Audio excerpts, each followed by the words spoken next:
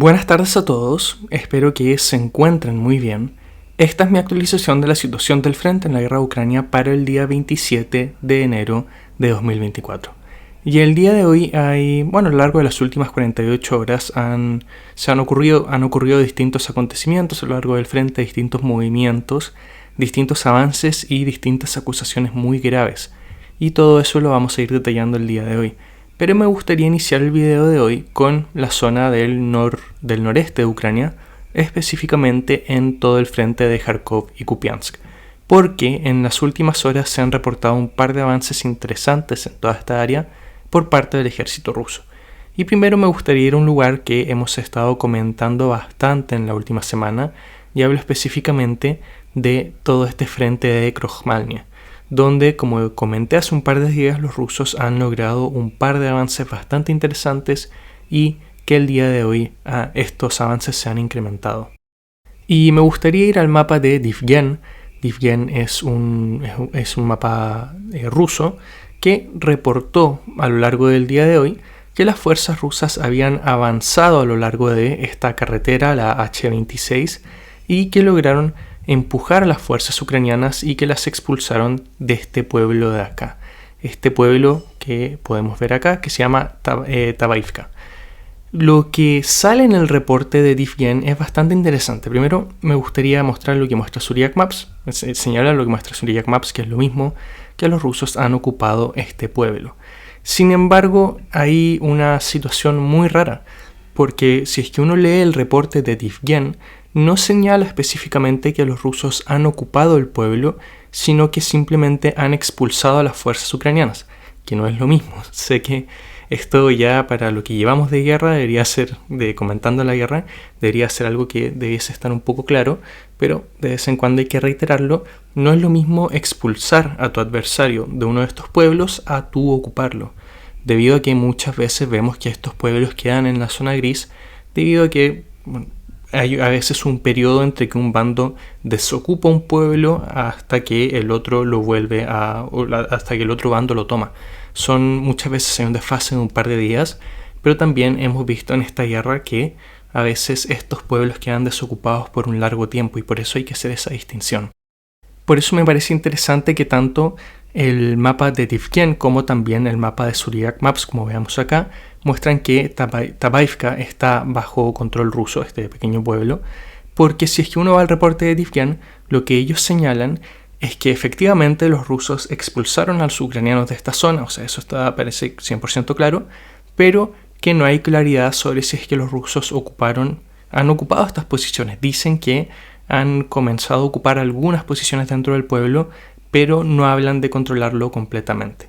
Y esto se debe principalmente a la posición en la que se encuentra este pueblo de acá, ya que, como lo vamos a ver un poco después en el mapa topográfico, este pueblo se encuentra en una especie de depresión, una depresión topográfica que hace que ocuparlo sea bastante complicado si es que no logran también los rusos capturar distintas posiciones en las cuales los ucranianos se han retirado.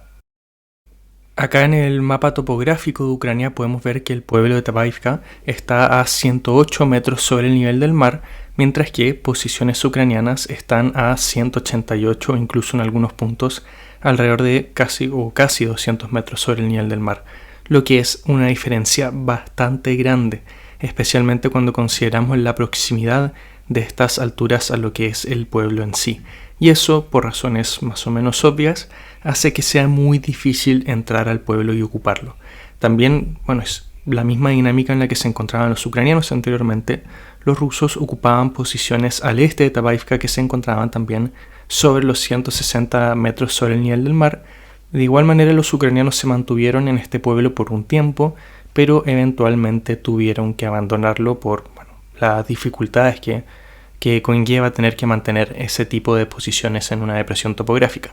Y ahora, ese es el problema que tienen los rusos. Si es que quieren capturar Tabaivka, tienen que también desalojar a las fuerzas ucranianas de todas estas posiciones en altura que se encuentran al oeste del pueblo.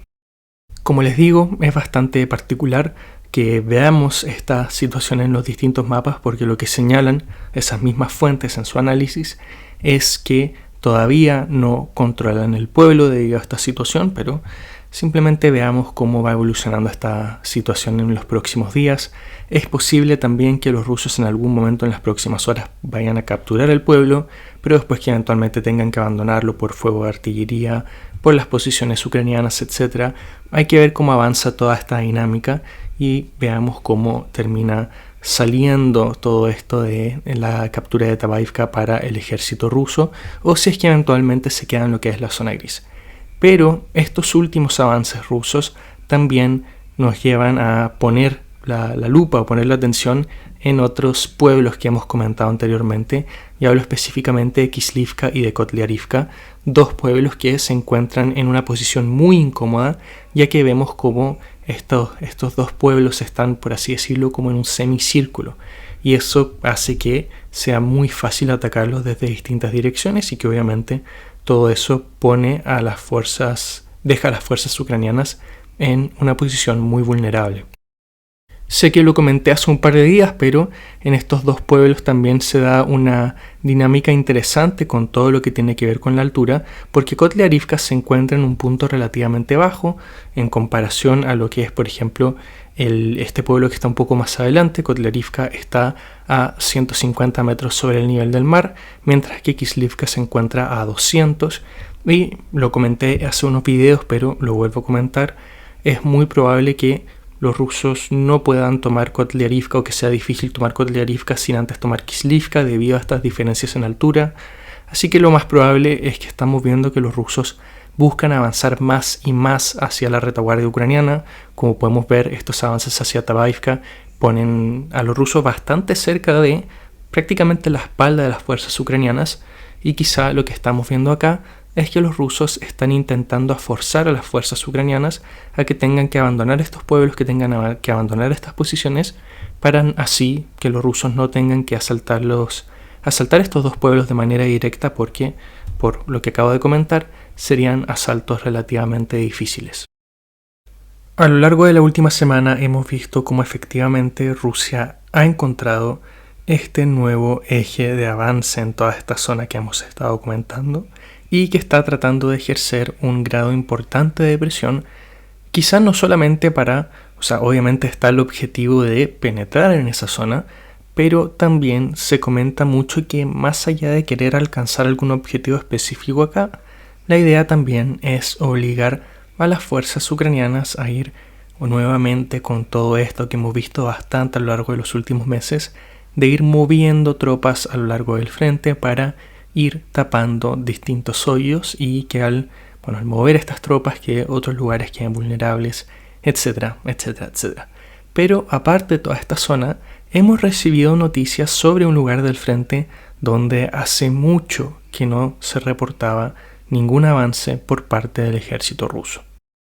Hablo específicamente del pueblo de Sinkivka, que, recapitulando un poco, porque mucho hemos hablado de toda esta zona, Sinkivka es un pueblo que se encuentra al noreste de Kupiansk.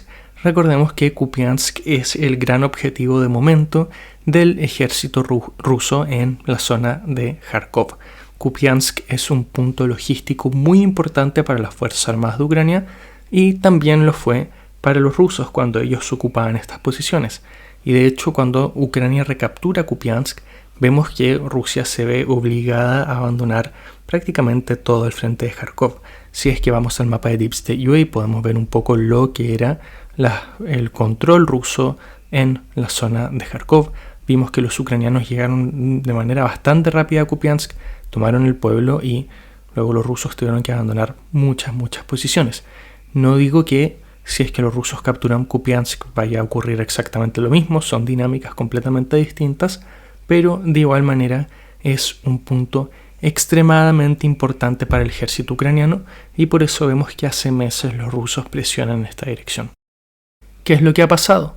Que en Sinkivka los rusos se han encontrado con una piedra muy difícil con un lugar muy difícil de sortear, una piedra muy difícil de sobrepasar, ya que lo que hemos visto es que Rusia ha presionado constantemente contra Sinkivka sin mucho éxito. Y de hecho, las mismas fuentes rusas critican constantemente cómo los oficiales a cargo de la zona de Sinkivka están llevando a cabo las operaciones, porque es un pueblo que está prácticamente destruido, pero igual los rusos están teniendo problemas en capturarlo, en sobrepasar estas posiciones ucranianas, para así luego dejar completamente expuesto todo lo que es el noreste de Kupiansk. Pero el día de hoy, a lo largo de las últimas horas, lo que hemos visto es que los rusos específicamente, o sea, los rusos concretamente, han avanzado en Sinkivka, como lo vemos acá en el mapa de Suryak Maps, y han logrado capturar ciertas posiciones al norte de este pueblo, lo podemos ver acá también. Y con esto los ucranianos han sido obligados a replegarse más dentro de las ruinas de Sinkivka, mientras que los rusos pueden ejercer un poco más de presión.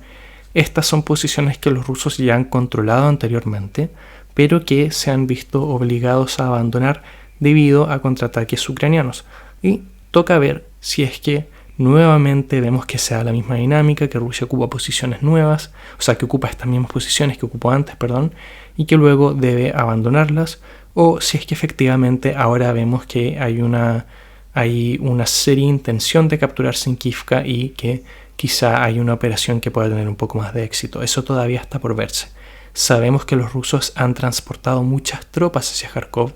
Eso lo comentan tanto fuentes rusas como ucranianas, y eso obviamente puede ayudarte mucho para capturar Sinkivka, pero no tenemos mayores detalles acerca de las operaciones que se están llevando a cabo en esta zona, así que no podría hablar más en profundidad acerca de cuáles son las intenciones rusas acá. Me imagino que obviamente quieren capturar Sinkivka, pero lo que no sabemos es el grado de o qué tan profundas son estas intenciones, qué tantas ganas tienen de capturar Sinkivka, cuánto hay invertido, cuánto están dispuestos a invertir, etcétera, etcétera. Eso todavía está por verse. Más al sur hay que ir a la zona de Bakhmut porque hay distintos reportes. Primero que nada, que hay combates muy intensos en la zona de Ivanivske. Los ucranianos están tratando de aguantar sus posiciones en este pueblo, como podemos ver acá. Ya algunas partes de las afueras de Ivanivske están definitivamente en la zona gris, y vemos que puede ser que en el próximo tiempo ya veamos los combates por Ivanivske en sí, que por lo que hemos comentado en el último tiempo, es un pueblo que se encuentra en una situación muy incómoda y que también es importantísimo para Rusia para lo que sería la batalla de Chasiv Yar. De momento se están viendo combates en esta zona, pero nada más sobre algo que tenga que ver con avances.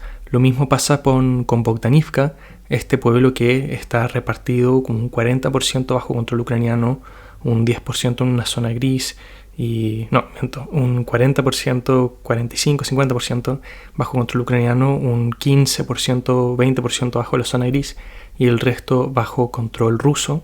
Se han visto muchos combates en esta zona, hemos visto que los rusos han avanzado bastante en este flanco en el último mes, pero en las últimas semanas no ha habido mucho. Se han liberado de vez en cuando distintos reportes de que Bogdanivka había sido capturado por Rusia, pero luego esa información se desmintió rápidamente. Más al sur hay un par de avances interesantes por parte del ejército ruso en el área de Klishivka, y es que, como podemos ver acá, plasmado nuevamente en el mapa de Suryak Maps, vemos que hacia el norte de Klishivka han capturado un poco más de posiciones. Sin embargo, estas no les ayudan directamente a los rusos a tomar este pueblo que, como bien sabemos, ya Ucrania tuvo que abandonar alrededor de un 40% de este pueblo debido a la posición topográfica en la cual se encuentran las tropas ucranianas en relación a las tropas rusas. En general vemos eso. La zona de Bakhmut ha estado, aparte de un par de movimientos, bastante similar a lo que veíamos anteriormente, pero vemos mucha presión, muchos ataques con artillería, no tantos ataques con infantería, pero sí mucha artillería. Hemos visto que ambos bandos han rotado fuerzas a esta zona. Hemos visto que, si bien Rusia no ha logrado avanzar a lo largo de las últimas 2 semanas, Ucrania tampoco logró contraatacar como sí lo ha hecho en otros puntos del frente. Ahora pasemos a la zona de Avdiivka, donde la cosa ha estado muy interesante, porque luego de que vimos este quiebre que lograron realizar las fuerzas rusas, donde lograron capturar distintas trincheras y fortificaciones que Ucrania mantenía desde el 2014-2015, lo que hemos visto es que Ucrania, para estabilizar el frente, estábamos viendo que Ucrania perdía y perdía posiciones. Para comprar tiempo y para estabilizar el frente, el ejército ucraniano comenzó a lanzar un par de contraataques. Y a lo largo de los últimos 3-4 días hemos visto que no hay muchos movimientos. O sea, tanto Rusia como Ucrania lograron avanzar. Nuevamente vamos al mapa de Suryak Maps. Rusia logró avanzar un poco, mientras que Ucrania también, un poco menos, pero ambos lograron avanzar.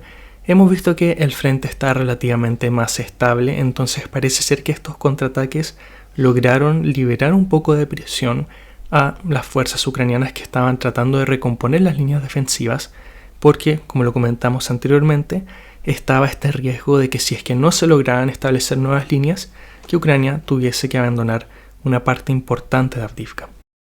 Acá hay un poco de confusión, porque he visto que en algunas partes se comenta que debido a que estas fortificaciones que se mantenían hace 9-10 años ya cayeron, entonces no falta nada para que Rusia capture el resto de Avdiivka. Y eso me parece algo muy raro o una posición bastante rara, porque la batalla de Avdiivka en sí obviamente ha tenido puntos más intensos que otros, pero desde que inició la invasión rusa prácticamente hemos visto combates.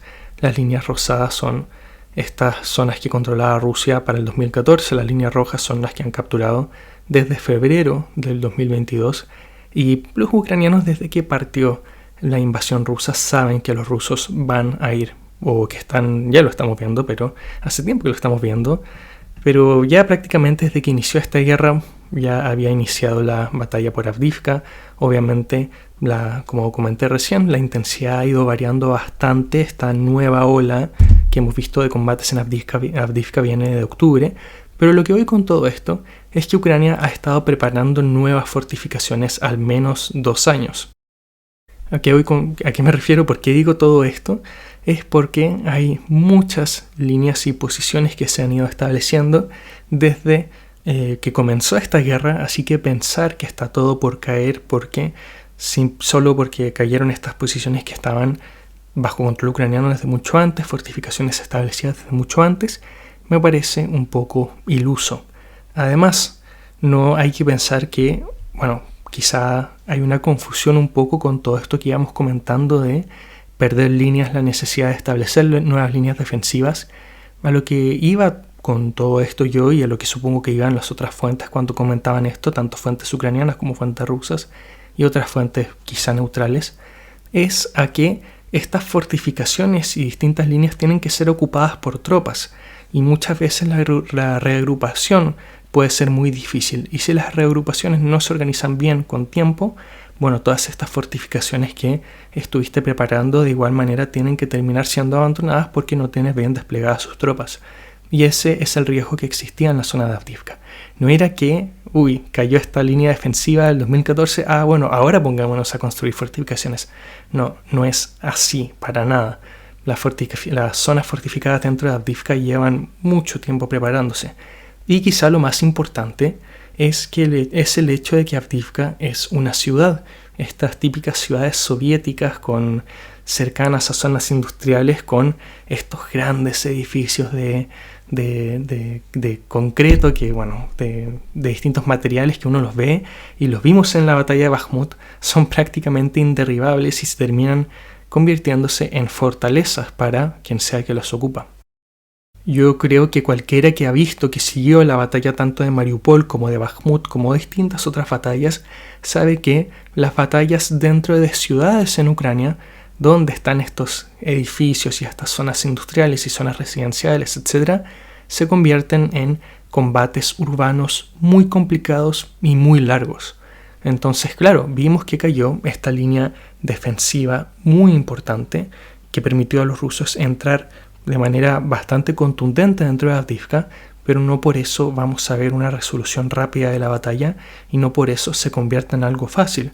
Y les recomiendo muchas veces, siempre les recomiendo, vayan a ver las distintas fuentes rusas, vayan a ver las distintas fuentes ucranianas, pero en este caso las rusas, porque quiero que entiendan muchas veces cómo se refieren ellos a las operaciones ofensivas, y prácticamente todos tienen claro que los combates dentro de zonas urbanas son muy difíciles, y que lo que les estaba comentando anteriormente, combatir, capturar cada una de estas cuadras es algo tremendamente complicado. Les digo un lugar que no tenía mucho tiempo de fortificaciones, bueno, Bakhmut. Y en relación a, Bakhmut no era una zona que tenía fortificaciones preparadas hace muchos años, y vimos lo lento, los largos y lo costosos que fueron todos los combates por esa ciudad. Algo similar pasó en Mariupol. Así que no descuenten la batalla de Avdiivka, no piensen que las posiciones ucranianas están próximas a caer. Yo lo que comenté fue algo que dijeron las mismas fuentes ucranianas, que gran parte del este de Avdiivka estaba en un riesgo importante si es que no lograban estabilizar la línea, pero más allá de eso hay un montón de otras posiciones ucranianas que probablemente van a significar batallas muy densas, muy difíciles para ambos bandos, y son batallas que ya estamos viendo. Dicho todo esto, Rusia tiene una iniciativa tremenda y una ventaja tremenda en relación a Ucrania en todo lo que es la zona de Avdiivka. Hay una superioridad armamentística y una superioridad numérica. Y también cuando uno se va a leer las fuentes ucranianas, se entiende que la situación es muy complicada, escasean los suministros tanto porque Ucrania no tiene tantos, o no tiene tantos como le gustaría tener, como también por el hecho de que hay problemas logísticos. Entonces, claro, Rusia tiene el problema de que tiene que asaltar posiciones fortificadas, posiciones defensivas muy difíciles de tomar, pero por otra parte, Ucrania está en desventaja en todo lo que tiene que ver con tropas, en todo lo que tiene que ver con municiones y en todo lo que tiene que ver con suministros. Así que vemos que ambos bandos tienen la cosa muy difícil. Yo creo que acá las cosas están más difíciles para Ucrania. Cuando uno lee las fuentes ucranianas, se entiende que esperan que Avdiivka caiga eventualmente y que al final, para el juego que está tratando de conseguir Ucrania, la victoria que quiere conseguir Ucrania, es mantener el pueblo por la mayor cantidad de tiempo posible, así tratando de desgastar a las fuerzas rusas para que las tropas que estén desplegadas en Avdiivka, que se habla de 40 o 50 mil tropas, no puedan intervenir directamente en otras zonas del frente, otras zonas que incluso pueden tener más importancia, como lo puede ser, por ejemplo, Bakhmut. Eso, si es que tienen éxito o no, todavía está por verse. Yo sigo pensando que la batalla de Avdiivka va a ser larga. Todavía recuerdo cuando, luego de estos quiebres al sur, se hablaba, habían distintas fuentes que decían, la batalla de Avdiivka probablemente no va a pasar más allá de enero. Estamos a 27 de enero y creo que ya está un poco claro que sí o sí vamos a ver la batalla de Avdiivka hacia febrero, quizás hasta marzo, quizá quién sabe cuánto dure. Pero va a ser una batalla muy larga y, como lo he dicho desde que empezó esta fase ofensiva, esta fase más activa desde octubre del año pasado, yo creo que vamos a seguir hablando de Avdiivka por mucho tiempo más. Otra cosa interesante que se ha ido comentando tanto en fuentes rusas como ucranianas es que ambos bandos, tanto rusos como ucranianos, se están acusando mutuamente de utilizar armas químicas en el área de Avdiivka.